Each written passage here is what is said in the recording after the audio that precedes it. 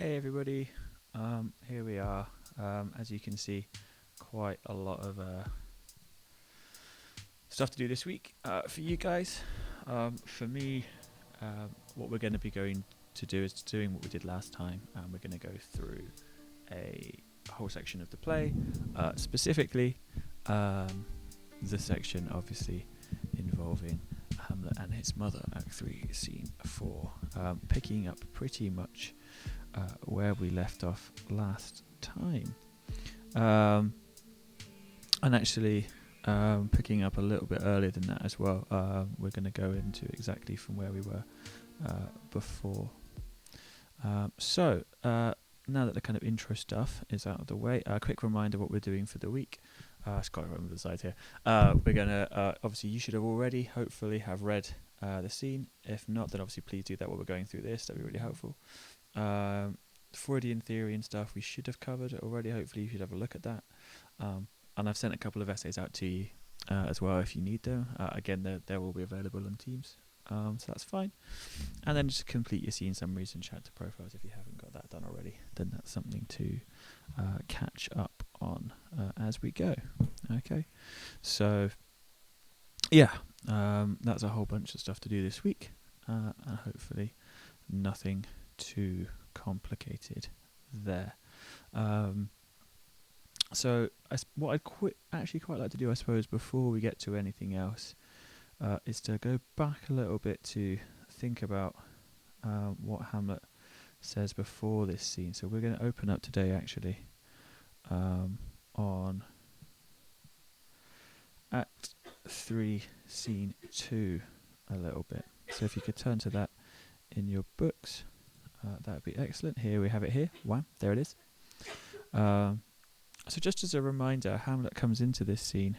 Obviously the volume. If you can tell me if the audio volume is bad or anything, then let me know.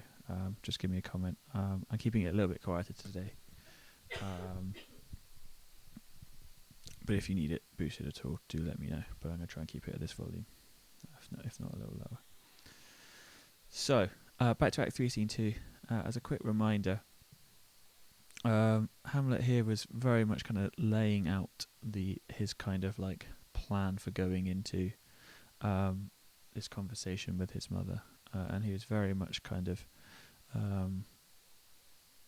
worried about being cruel, worried about being essentially harsh to his mother for her perceived indiscretions. Now, towards the end of Act 3, Scene 2, obviously Hamlet at this point believes he's got the kind of final confirmation that he needed, that his uncle was guilty, and he also believed that his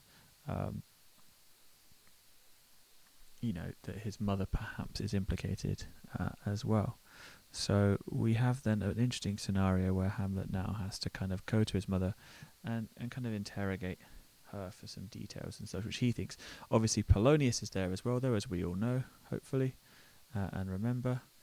Polonius is there to ensure that he's kind of getting the proof that he thinks he needs as well. As a reminder, he thinks he needs some proof for Hamlet's madness. So that's kind of where we're at in this scene, is that we are basically waiting for kind of both sides to meet here and try and kind of uncover the other's secrets, so to speak. So that's where we're going to go. So we start the scene with the Queen and Polonius on their own.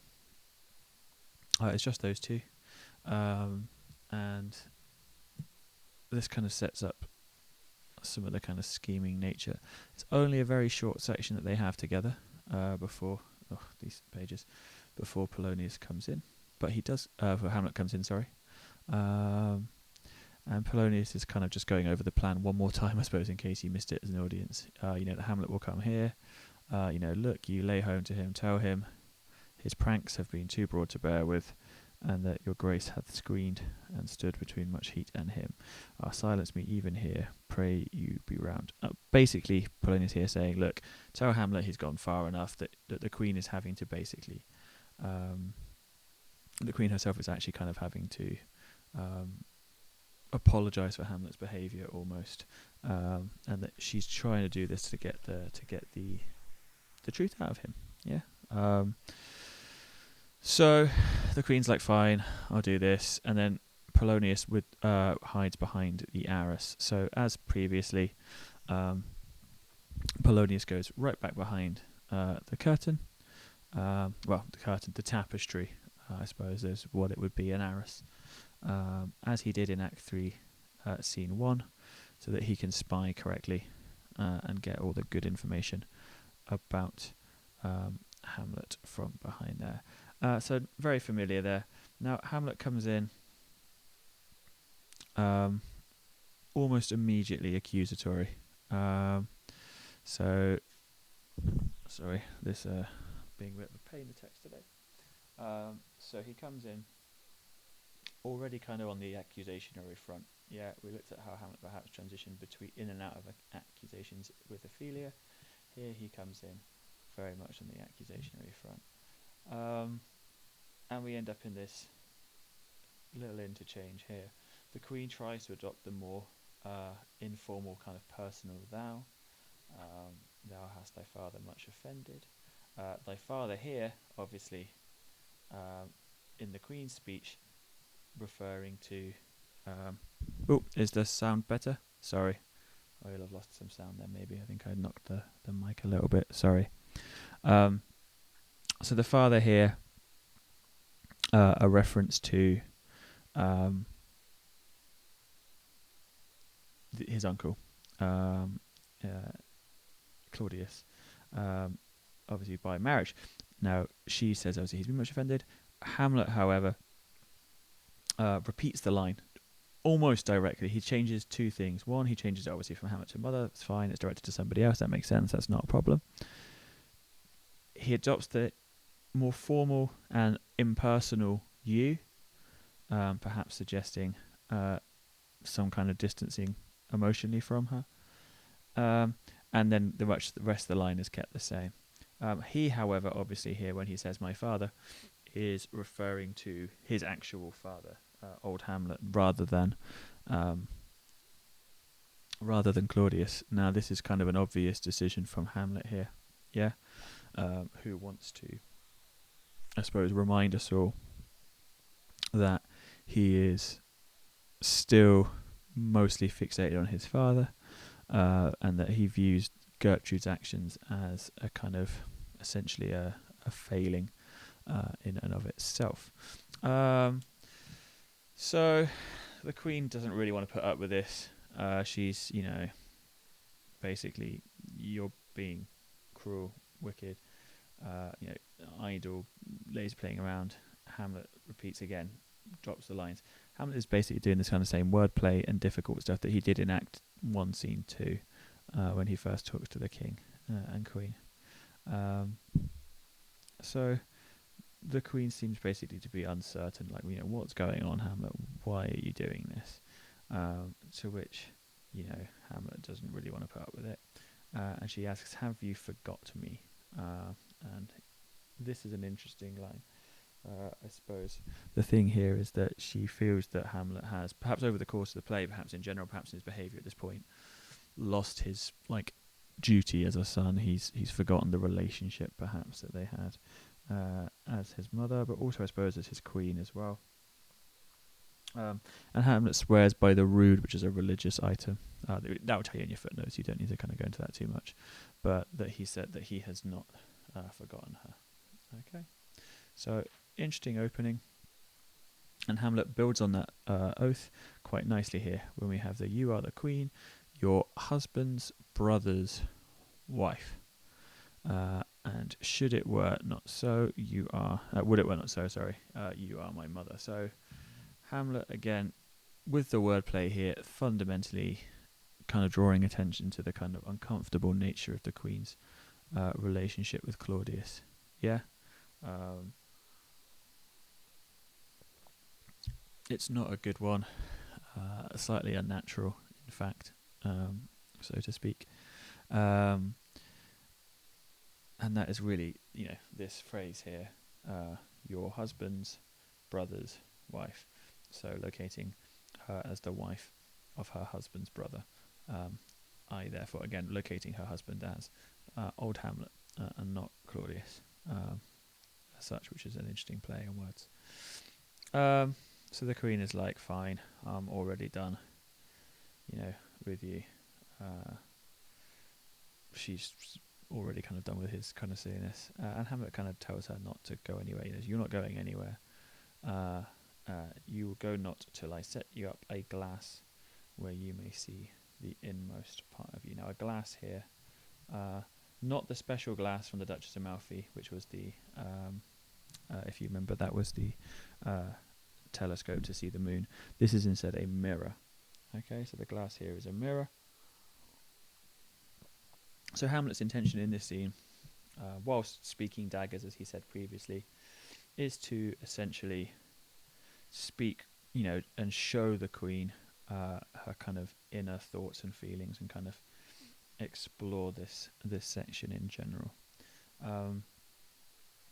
And the queen is kind of basically very uncertain as to what's going to happen here. She's like, "What wilt thou do? Thou wilt not murder me? Help, ho." And we'll get to Polonius's death in a second, because I want to address a couple of things about this scene with regards to the contextual stuff that we've talked about. Well, that I set you for work anyhow. So if we shift over to here, what you'll find is, let's just shuffle that around. That's fine. There we go. What you'll find here is just a couple of points to make about this scene. We're going to get to the Freudian stuff in a second. Realistically, there's plenty of stuff to say about it, but this is the kind of thing I first want to go through. This scene is explicitly set in the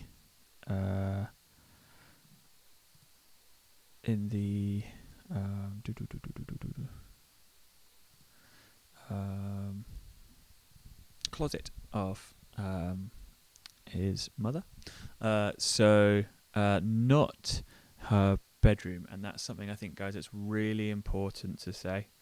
And I've given you this quote here for Michael Cameron Andrews, is his mother's closet. I've also uploaded this document for you as well, so you've got that should you need it, okay?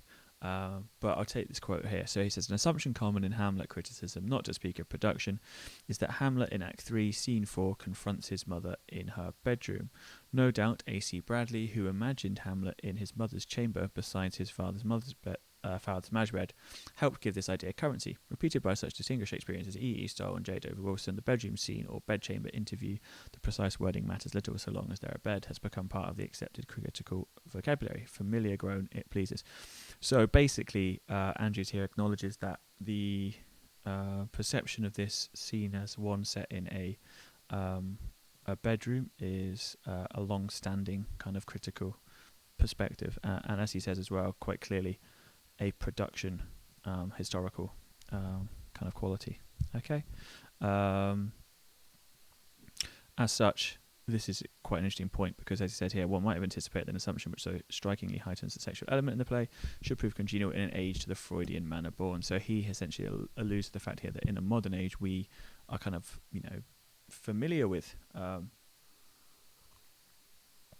Freudian elements to our dramas and in fact our literature in general. But that's not what this is. He says a bedroom for a stage, who could ask for more? But actually the bedroom setting, however appealing, is not what Shakespeare gives us. Hamlet does not go to his mother's bedroom, but to her closet, and for Renaissance readers and audiences, there would have been no possibility of confusing a queen's closet with her bedroom. Now, stuff to say here, I suppose. It's an interesting point to make. It isn't, in fact, a bedroom, and the fact that I suppose what we can make here is the fact that it has been translated quite often to a bedroom scene, and it almost always is now, quite often anyway. So the fact that it has been translated to such a scene, actually, I think is actually a really good indicator that the impact criticism has had on the text, and Freudian criticism specifically has had on most modern productions, is really clear. So if I quickly scroll up here, I can show you Here's a kind of clip. Obviously, this lesson I normally would have done with a video background. I'm still kind of working my way up to that on the streaming, so we might get to that at some point where I can actually use the production and the text. But at this stage, I'm not quite ready for that yet. But what I can show you is just a couple of stills. Here, a still I thought was particularly important, just to kind of give you an outline of the scene itself. As far as the 2010 production with David Tennant is concerned. So here we have Hamlet, obviously now kind of slightly disheveled after the play scene, after that big climactic central moment. And here he is wearing his uncle's crown, seemingly. We assume, I don't know if it's a prop in the play, but we assume that's the crown that he's worn elsewhere.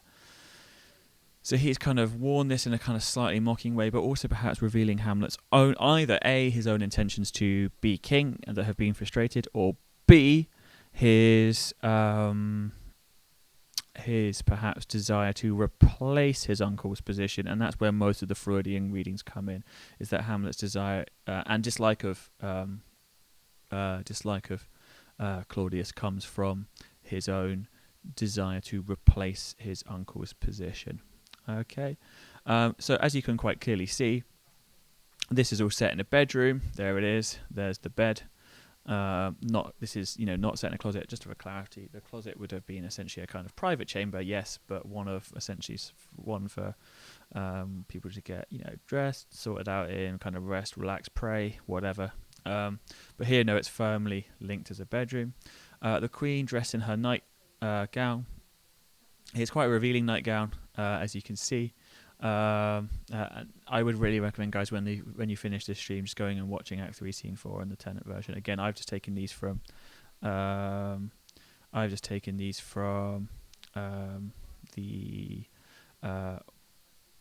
Digital Theatre Plus, which obviously you guys can all access should you need to. Okay. So if you need to access these after the stream, please just hop on over to Digital Theatre Plus, and you should be able to get that nice and easy. So it's all very intimate. Her kind of dress actually kind of leads to the kind of perhaps overtly kind of Freudian stuff we're going to get to later. So that was just a little point I want to make to you before we get to the Freudian stuff. I want to have a quick chat about Polonius's death before we get to that. Okay, so let's shift back to the text. So Polonius, hearing the Queen's kind of concern, says, "What ho, help!" Hamlet, now believing it to be Claudius, says, "How now? A rat, dead for a ducat." Remember, guys, ducat, ducats, I never know how to pronounce it. Ducat. Ducat is a unit of currency, just from that Shakespeare often uses at the time period. Dead. So he stabs, usually, or kills in any way, as kills Polonius with whatever he has to hand. Obviously, traditionally, usually a dagger of some kind. In the production for Tennant, it's a gun, for clarity. So he just straight up kills Polonius through the arras, not pulling it aside, but killing him through it. Okay, and Polonius says, "Oh, I am slain." Just theatrical death, nothing particularly important in that. Almost all characters announce when they have died. So the Queen seems to kind of, "Oh me," is actually quite similar phrasing to Ophelia's kind of sadness for Hamlet earlier in the play. She seems to be kind of like sorrowfully regretting what Hamlet has actually done here. And he's like, "No, I don't know. Is it the king?" So Hamlet even himself realizes, no, I don't even know what I've done here. Have I killed the king? Essentially, various versions will have him discover who it was. Usually at this point, but sometimes you see him discover it just here. Sometimes you'll see it discover it later on. We'll see. The Tennant version, I believe, keeps it here. The Queen said, "Oh, what a rash and bloody deed is this?" So rash and bloody, interesting terms for Hamlet. He's not really been described as rash and bloody, but think about how his thoughts have been up until this point. Following on from the play, he's now very much like almost engorged with the idea of killing his uncle again. He's very much kind of gotten back on that track again. You know, he's firmly in line to do to do some uncle killing. So he's kind of perhaps maybe become this more, you know, Pyrrhus-like or Laertes-like figure of kind of violent, bloody revenge than he has been previously. Yeah, and Hamlet kind of again refuses to acknowledge, kind of, I suppose, the Queen's accusations of him. He says a bloody deed, you know, essentially, yeah, almost as bad actually as killing a king and marrying with his brother. He uses the good mother reference again that he perhaps uses earlier, perhaps distancing himself from her. But there's a direct accusation again from Hamlet, and this is probably the most direct he gets, that the Queen has actually been involved in Claudius's death. Okay, so at this point we're like, oh, actually, this is a thing. Yeah, and the Queen reacts to it confusedly, I guess. As Killer King, she asks. There's no even recognition that any kings have been killed. Now, again, this is all down, like, is she performing? Is she not? I don't know. Does anyone know? Probably not. But that's an interesting point there to kind of think about. Hamlet as well then says, "Aye, lady, it was my word." So he kind of keeps the accusation there while he uncovers the body of Polonius, to which he describes as a wretched, rash, intruding fool. And in general, he just kind of basically kind of just mugs him off a wee bit. "I took thee for thy better, take thy fortune. Thou find'st to be too busy in some danger." So again, he basically kind of dismisses Polonius. He's like, "Oh, well, I took you for thy politically better, I, the king." He's like, "Take thy fortune." You know, you've basically kind of, you know, you've basically over-busied yourself, as we've talked about before in the course with that AO5. It says, "Leave wringing of your hands to his mother." So he changes the direction. This dash indicates a change in direction of speech back to his mother again. "Yeah, peace, sit you down, let me wring your heart, for so I shall, if it be made of penetrable stuff, if damned custom have not raised it, so that it will be proof and bulwark against sense." So Hamlet wants to kind of basically get into his mother's soul at this point, and we're going to kind of get into that in a second with some more Freudian stuff, so to speak. So to quickly flip back over here, I just wanted to draw attention to this particularly nice directorial choice in the Tennant version. As we know, hopefully, they chose to replace the arises with mirrors. I don't think we ever decided which one it is, but the spy mirror, the trick mirror, I suppose, in Act 3, Scene 1, and in Act 3, Scene 4, we have like a kind of closet with a mirrored front. Hamlet shoots through the closet, killing Polonius, but then we end up with this lovely image of the kind of broken glass, and you see Hamlet reflected in it. And I think it's just a nice directorial decision here that maybe gives us a wee bit of a kind of an understanding into Hamlet's perhaps at this point shattered mental state that is no longer as kind of stable as maybe he wants it to be. Again, this is a directorial decision. This is not part of the text. There's no mirrors. It's an arras. You can't see anything in the reflection of a tapestry. That doesn't make sense. But we do have here a kind of fractured Hamlet, so to speak, and we're going to really amp that up as the scene goes on when we look at the ghost's re-entrance. Okay. Now, as we go on, we're going to get into some more of the kind of intense Freudian stuff. Just as a quick recap as to Freud and his Oedipal complex. As a reminder, the Oedipal complex is essentially a theory that supposes that boys have a desire innately, this is Freud's psychologist, to replace their fathers. They're afraid of their fathers, that they are kind of intimidated by them, so to speak, but that they wish to replace them and take the role of their father with their mother. This is obviously on a sexual level, as well as a kind of power and all kinds of other dynamics, that he believes that this is what young boys want, and as they grow into men. Now, this is often applied into text. Obviously, it's taken from the Oedipus story, where Oedipus himself literally kills his father, marries his mother, which is a whole thing. Um, so that's where he takes it from, and then this is quite obviously applied to, well, quite obviously it's applied to Hamlet quite frequently. The most famous is Ernest Jones, which I sent through to you already. I sent you through excerpts from Ernest Jones' famous essay, Hamlet and Oedipus, or Oedipus and Hamlet, whichever way around it is. So you can have a look at that there.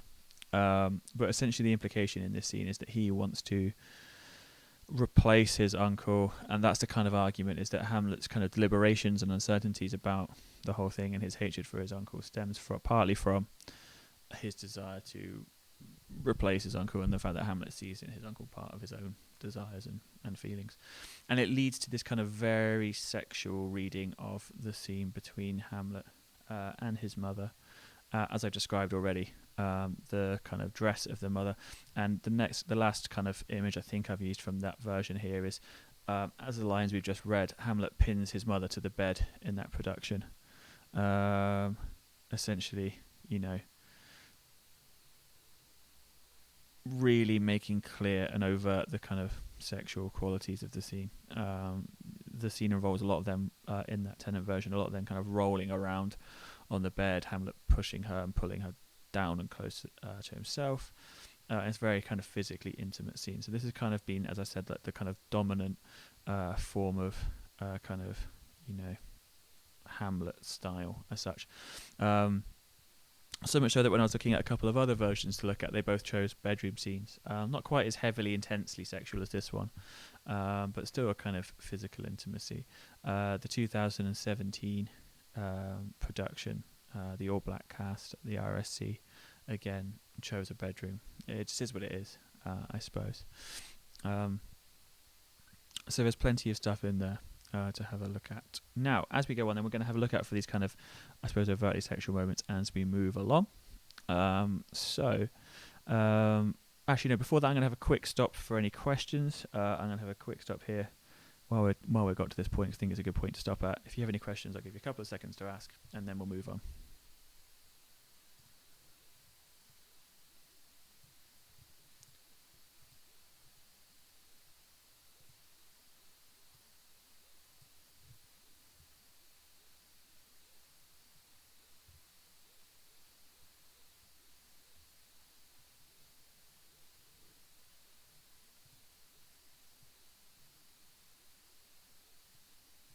No questions?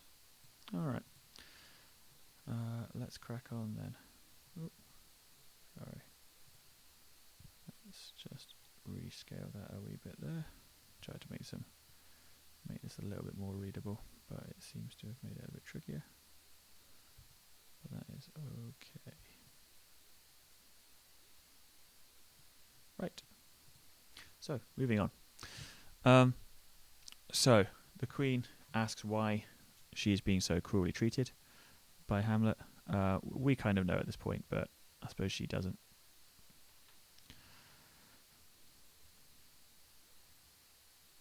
So, Hamlet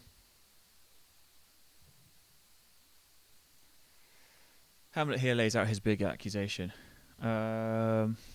He says, such an act that blurs the grace and blush of modesty, calls virtue hypocrite, takes off the rose from the fair forehead of an innocent love, and sets a blister there, makes marriage vows as false as dice's oaths. Oh, such a deed as from the body of contraction plucks the very soul, and sweet religion makes a rhapsody of words. Heaven's face does glow over this solidity and compound mass, with heated visages against the doom is thought sick at the act. So Hamlet basically says, you've done a terrible, terrible thing that has, as it says, would make modesty blush, that would basically call virtue here. You've done something absolutely terrible, that no one would be, no one would possibly be proud of. And she's like, what have I done, basically, what act? You're just telling me this. I've done nothing particularly wrong as far as she can see. And then Hamlet kind of goes into his big kind of stuff here. He's like, I know what, she's like, look, what is it that roars so loud and thunders in the index? What have I done that's this bad? And Hamlet's like, look at this, basically. Yeah, he's like, actually, hang on a minute, you're going to have a look at this picture. Now, this is an interesting point. We don't have any stage directions at this point, obviously. The play in general doesn't have a huge amount of stage directions. But what it does have is references like this, diegetic references, where we have diegetic, what do I mean? Deictic references, where Hamlet essentially has to obviously produce some kind of picture. He has to produce something here, right? Otherwise, the scene doesn't really make much in the way of sense. Otherwise, what is Hamlet talking about when he's talking about this picture? What does he mean? Because as it stands, he can't really mean much, yeah? If it's just, what is it? So he's usually probably at this point holding in the play. He would likely have been holding in a traditional version of the play some kind of, some kind of miniature image, probably a painting, a portrait, maybe, perhaps, something similar to that, that he would then probably use to show his mother what it is. In the Tenet version, I believe it's taken from a newspaper against a portrait. In other versions, it's in this. What I want to quickly show you, one that I particularly like, is the one from the 2017 production here, where we have Hamlet here. Now, on his chest, he has tattooed, obviously, one assumes not literally, I imagine this is a fake tattoo. I don't think they made the actor here go and get this full man's face tattooed on his chest. But he has his father's face tattooed on his chest, as well as having his uncle's face held up on the front cover of this kind of like pseudo Time magazine, to make it kind of comparison here. So you get a whole bunch out of this, right? The tattoo is kind of silly, but it's fun. I like it a lot. But it really reinforces how close, I suppose, the Hamlet's father is to him, if that makes sense. I mean, look, it's literally located above his heart, so you couldn't get any more of a kind of overt symbol of like the intensity of emotion that Hamlet feels towards his father. So yeah, it's a pretty solid kind of visual metaphor, and Hamlet then goes on to extend this even further. So let's go back to the text, and I've rearranged it so it's going to be off again a little bit. That's fine. We'll just change that. Sorry, the zoom was just frustrating. So we'll go back to the text. 1 second. Boop. There we go. Every time I set it up, it's fine, and then as soon as I get onto the stream, whatever reason it goes wrong. So he says the counterfeit presentment of two brothers. So that's just a reference to that these are kind of representations. So, and he starts making the direct comparisons, very similar to the ones that he's made earlier in the play, specifically the act at 1 scene 2 soliloquy. Now, what a grace was seated on this brow. So we go from the kind of grace on his father's brow to, which he then extends onto Hyperion's curls. So we're back on the classical references. These are exactly, I think, the same references that he makes earlier in the play. So Hyperion's curls, the front of Jove or Jupiter himself, an eye like Mars to threaten and command. So again, there's references to his Mars, the god of war. Again, I suppose these are all kind of contextual references if you want them. So it's a Mayo 3 here, I suppose, if you need them. But yeah, he back on the Mars, the war stuff with his father. A station like the herald Mercury, so he like holds himself with the kind of nobility of someone like Mercury. New lighted on a heaven-kissing hill, a combination and a form indeed, where every god seen to set his seal. So let's have a quick think about some kind of themes here that we could kind of maybe talk about again. These were the ones that I kind of lined up for today's session. So issues of distrust, we've already talked a little bit. Regret and guilt, supernatural, madness, and Freudian. And I suppose we have Hamlet's kind of increasing a kind of like dislike and a rejection of his uncle kind of coming back up again here as we go on. Um, let's close them down.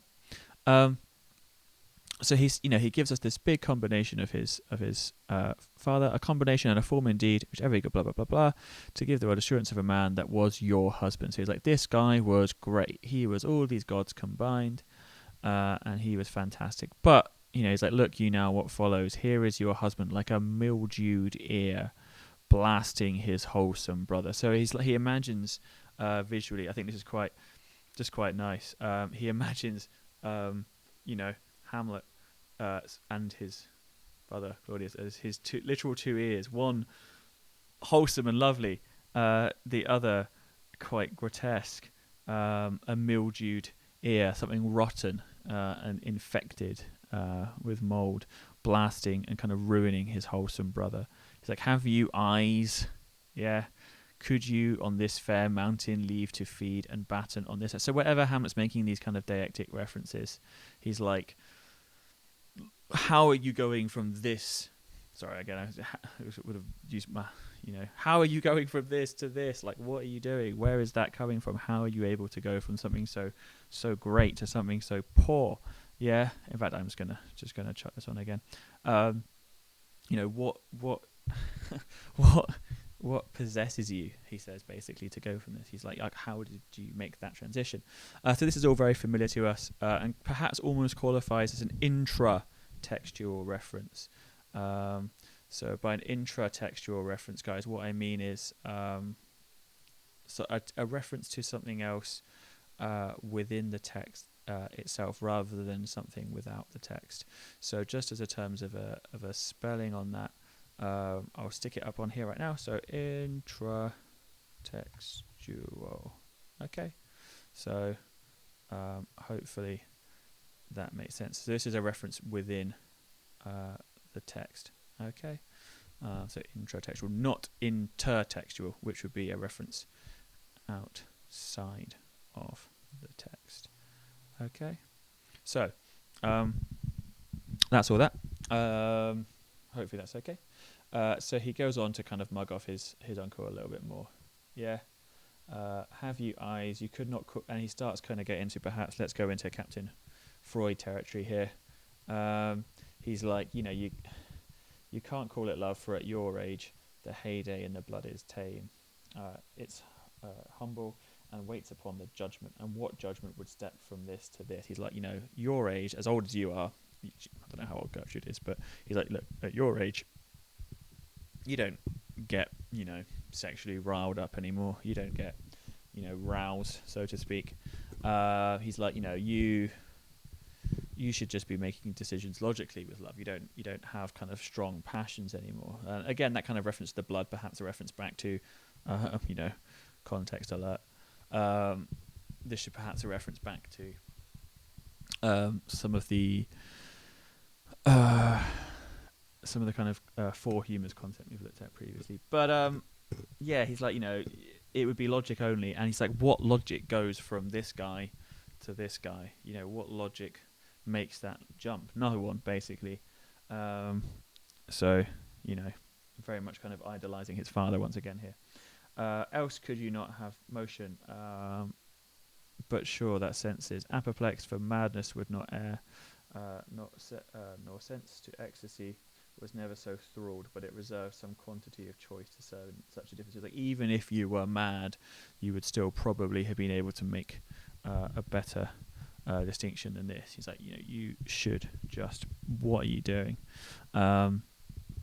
He's like, what devil was it that has both cousined you at Hoodman Blind? So what devil misled you? Who basically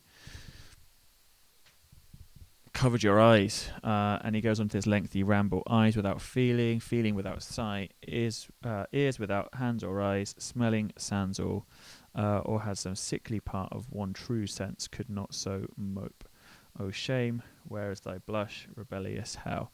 So he goes onwards in a second, but he's basically like, he gives a list of all these senses, yeah, specifically, and basically he's saying like, look,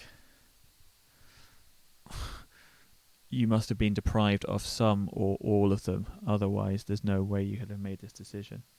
And he's kind of like, rebellion, if you can mutiny in a matron's bones, i.e. in an older woman's bones, to flaming youth, go back on that sexual stuff again, to flaming youth let virtue be as well as as wax, and melt in her in fire, proclaim no shame, when the compulsive ardour gives the charge, since frost itself as actively doth burn, and reason pardons will.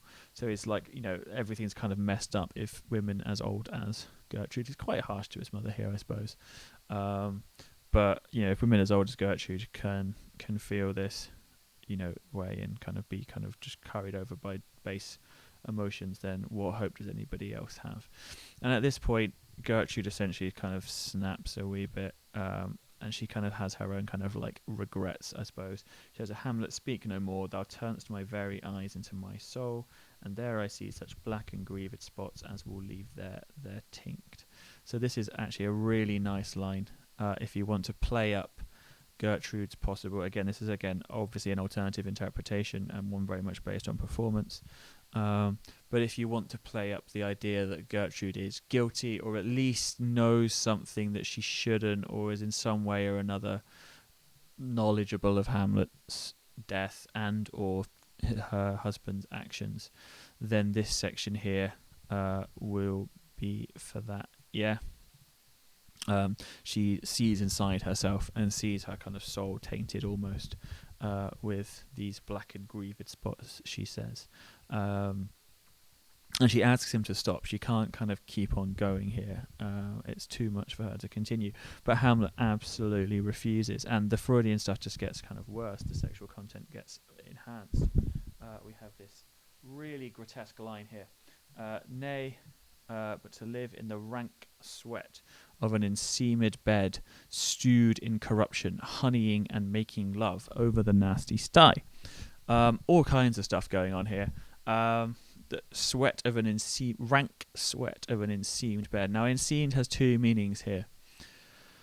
The nicer meaning for enseamed is that this is a well decorated. It's been sewn. It's had seamstresses work on it. It's rich garments for kings and queens. That's the nicest possible reading of this. Enseamed is another word. Was essentially to be covered in fat and otherwise animal sweat or whatever, fatness, dripping, whatever. And the third way, which makes it the worst, is that enseamed is a kind of pun on semen, in which case that this bed is a kind of a gross, sweaty, semen-stained bed, kind of drawing attention to the sexual relationship between Claudius and Gertrude, stewed in corruption. So this idea that the corruption is not just spread in Denmark as is no longer something rotten, but it's something that is now stewing the royal, the royal couple, who are turned almost to pigs here, honeying and making love over the nasty sty. So again, either the sty here as a kind of physical object, or specifically as he actually really intends it here, the sty where pigs are kept. So gross. It's just gross. And the queen can't take much more than this. She's like, "Oh, speak on to me no more. These words like daggers enter in mine ears no more, sweet Hamlet." So here is a lovely intratextual reference again to the soliloquy that we brought up previously. So as a reminder, I talked about it at the start, but as a reminder, this and I've got a full AO5 essay on this for you, should you want to look at that, and I've attached that and everything. But we've got Maurice Charney's Now I Could Drink Hot Blood soliloquy, and this soliloquy where in that section he tries to control his things, and he literally has the quote, "I will speak daggers to her but use none." And at this point the queen is now saying, "These words like daggers enter in mine ears no more, sweet Hamlet." So the queen almost acknowledging for us here that Hamlet's job is kind of going as planned. He is kind of continuing on. Now he just keeps rambling and he can't stop himself here. Hamlet is basically kind of going off on one. Uh, too much so. He um, starts referring to the king's position, and he starts kind of undermining his power, and he's kind of certainly distrustful. So I'm going to put that scene up as well. Not supernatural yet, but we're going to get some stuff on madness as well coming up, because he seems to start losing control of his speech. Yeah, he seems to start having this kind of stuff where he starts saying, look, a murderer and a villain, a slave that is not 1/20th the part, the kith of your precedent lord, a vice of kings, a cutpurse of the empire and the rule, that from the shelf the precious diadem stole and put in his pocket. The queen says no more, and he says a king of shreds and patches. And as you can see here, Hamlet's speech is almost like split by Gertrude's. And then at this point the ghost enters, which is why the madness stuff is in here. The ghost enters at this point. So Hamlet's just ranting at his mother. Just straight up ranting, completely distrustful of her relationship with the king, and to an extent as well, the king's kind of roles and his kind of point within it. And he's like, look, hang on a minute. The king stole everything from me. He's as he says, a cutpurse. A cutpurse is a contextual reference to the role of a thief at the time period. A cutpurse would literally, and I mean this in the most literal sense of the word literal, he would wander the crowds of an audience. Everyone would keep their money in little like bags tied to their kind of like waists, and a cutpurse would just cut the strings, take the purse, take the money.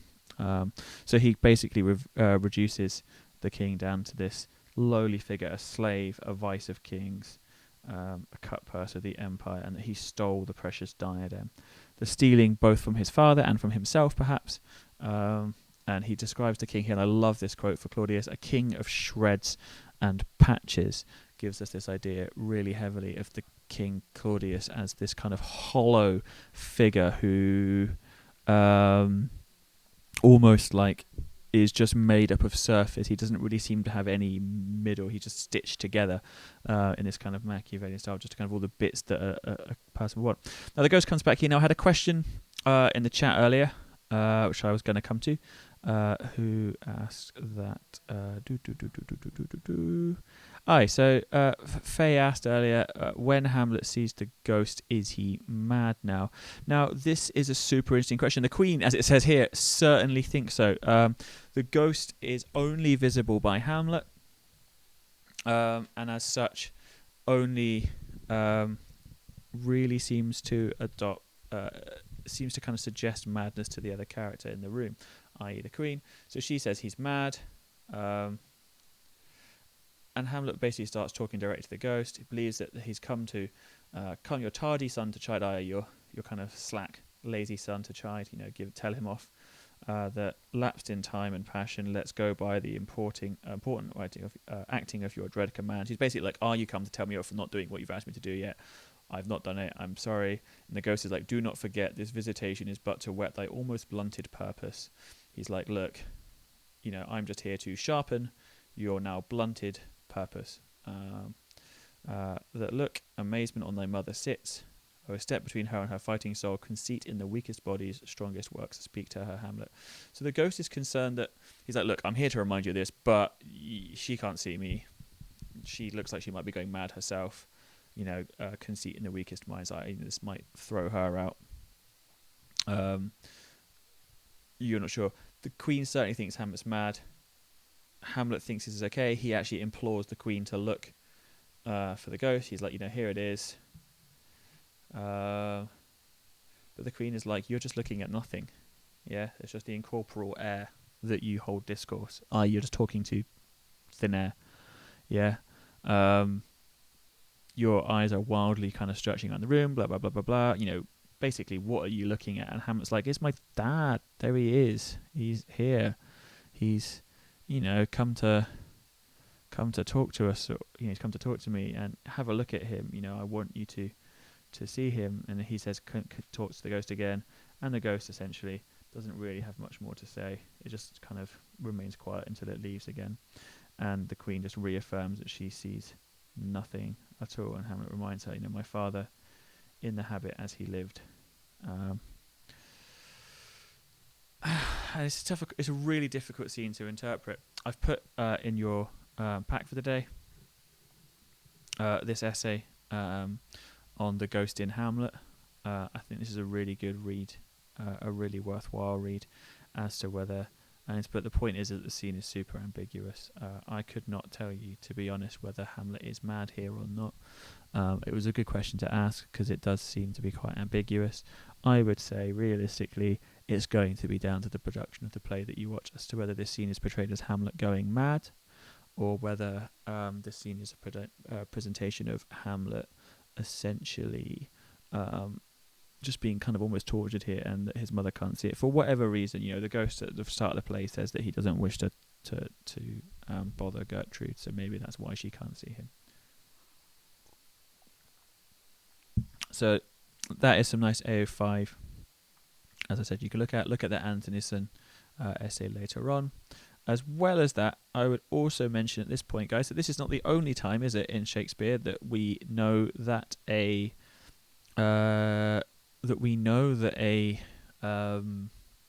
character has seen a ghost that other characters can't. And I'm sure you're all, hopefully, if you remember, I assume, your GCSEs.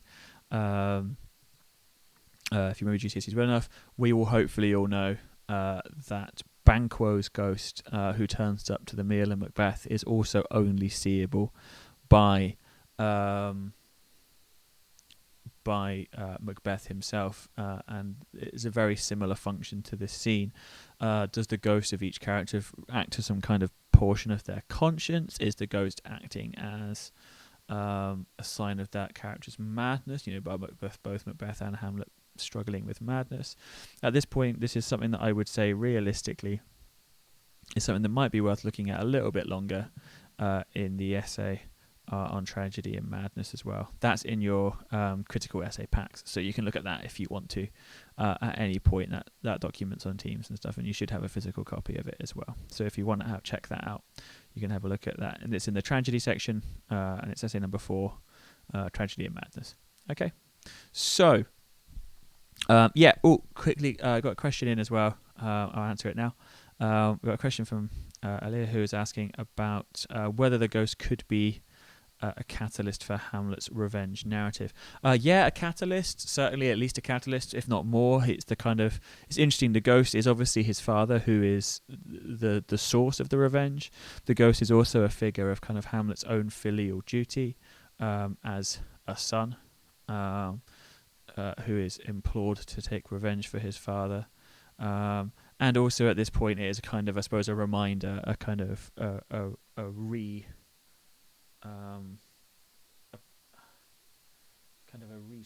it's almost, this section is like a restating, isn't it? It's like it is a reminder that Hamlet needs to do something. So catalyst, absolutely.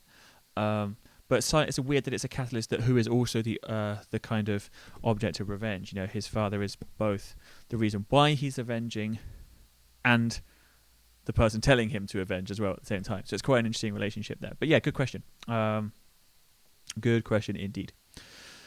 So after this point, the Queen, continues this theme of madness when she says, this is the very coinage of your brain, this bodiless creation ecstasy. So he's like, what, she essentially just views him as mad at this point.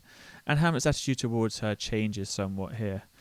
He moves away from being so aggressive towards his mother, and basically tries a separate kind of role. It's slightly Freudian, so you could go back on that again, but what I would say more accurately is that you could go and have a look at this essay here, also in your critical anthology from Janet Adelman, the essay titled in your anthology, Avenging His Father or Saving His Mother. Now this one posits that Hamlet's real goal in the narrative is not in fact to really get revenge for his father, but is it instead to actually save his mother from her kind of sins, to remake her, to make her kind of pure as such. And that's what Adelman argues more than anything else. So here he kind of basically goes, look, confess yourself to heaven. So we got that theme, I suppose, of regret and guilt coming. Well, guilt specifically coming back again. Yeah, he's like, confess yourself to heaven, repent what's past, avoid what is to come. Do not spread the compost on the weeds to make them rank. Again, a running theme, that extended metaphor in the play of Denmark being bad, likened to the rotting weeds of a garden. Running themes, running metaphors. Really good to kind of note down there. Forgive me this, my virtue.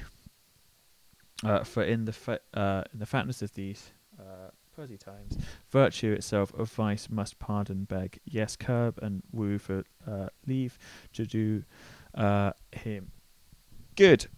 So we have essentially Hamlet here just like begging his mother to just stop, repent, leave, stop interacting with his uncle.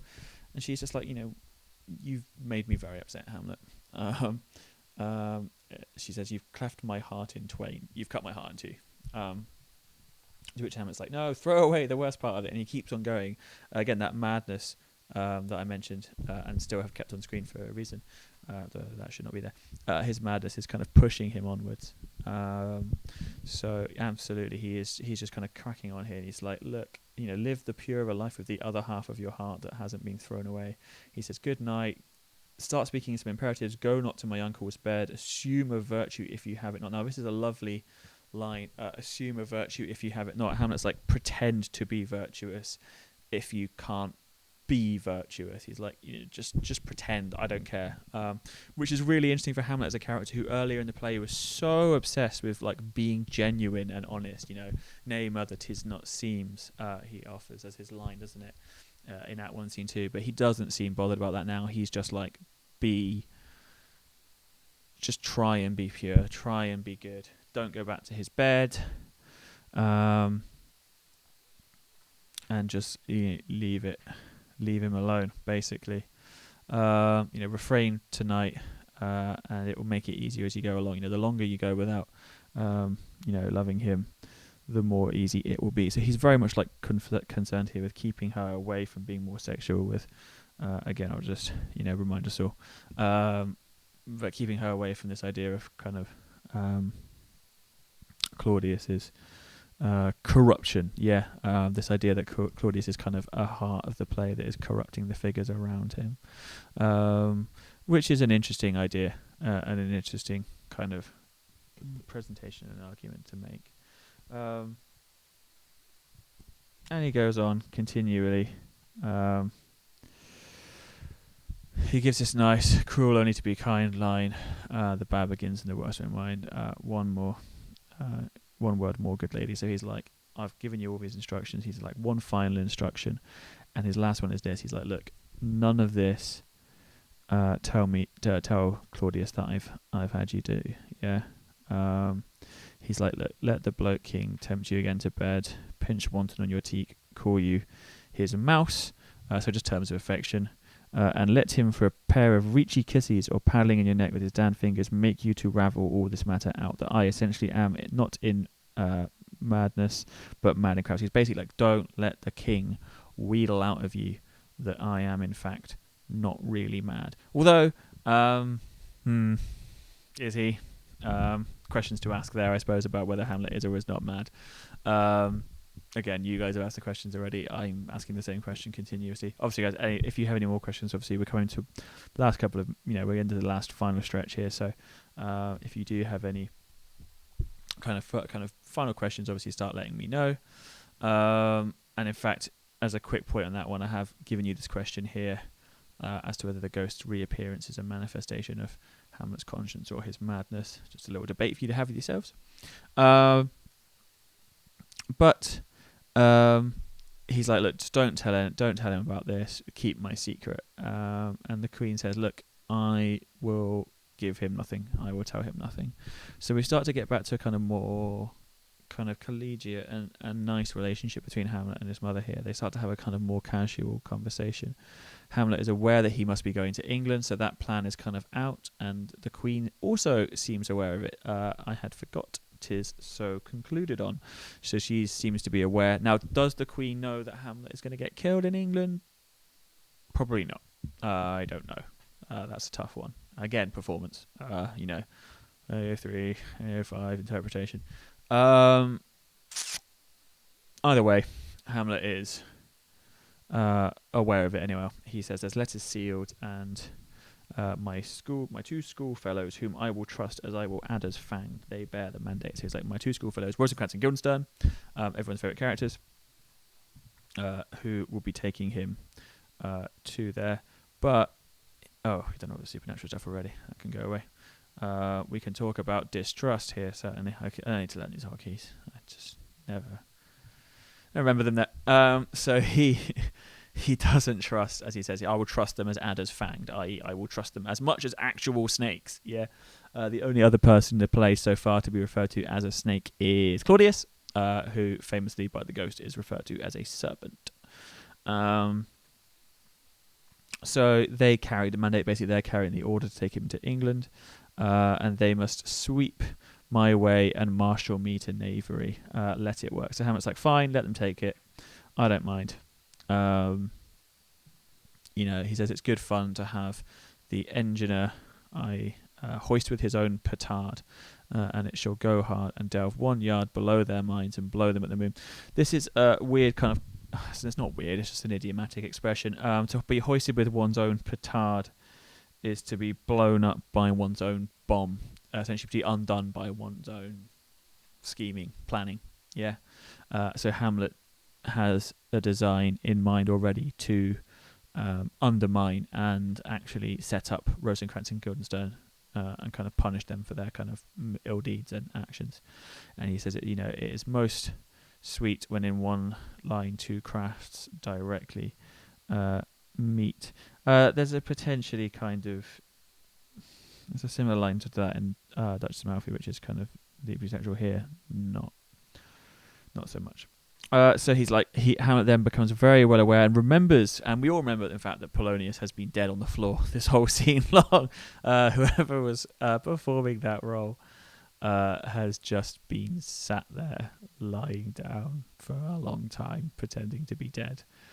Hamlet remembers that Polonius is there, and remembers that actually him killing Polonius will be the kind of final catalyst in sending Hamlet away from Denmark. He's going to go and hide Polonius. He doesn't do it particularly positively. I'll lug the guts into the neighbour room. Mother, good night indeed.